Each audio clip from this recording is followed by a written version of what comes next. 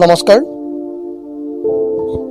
মই কেইবাদিনৰ বিৰতিৰ পিছত পুনৰ এটি নতুন কবিতা পাঠ কৰিবলৈ আগবাঢ়িছোঁ।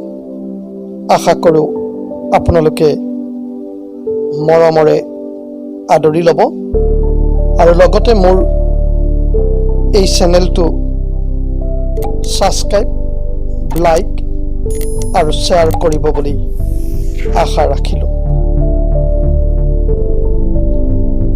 আজিৰ কবিতাৰ শিৰোনাম মোৰ কণমানিজনী।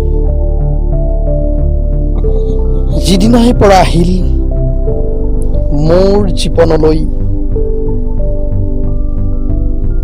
কণমানিজনী, হেঁপাহৰ সোঁত ববলৈ ধৰিলে মোৰ হৃদয়ৰ নদীখনৰ মাজেদি।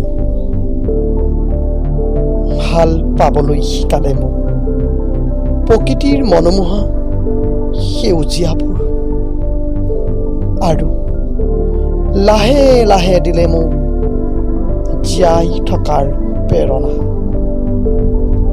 এক নতুন আশাৰ সঞ্চাৰ। তাই অহাৰ বাবেই মোৰ মনৰ বিশাল আকাশৰ জোন, বেলি, তৰাই সাৰ পালে। মোৰ হৃদয়ৰ গোপন কোণত থকা আশাৰ সপোনবোৰ যেন তাই আগমনত সজীৱ হৈ উঠিছে। তাই হ'ল মোৰ উশাহ, মোৰ নিশা, বৰ্তমান, অতীত আৰু ভৱিষ্যত, মোৰ সাহস, উৎসাহ আৰু অনুপ্ৰেৰণা।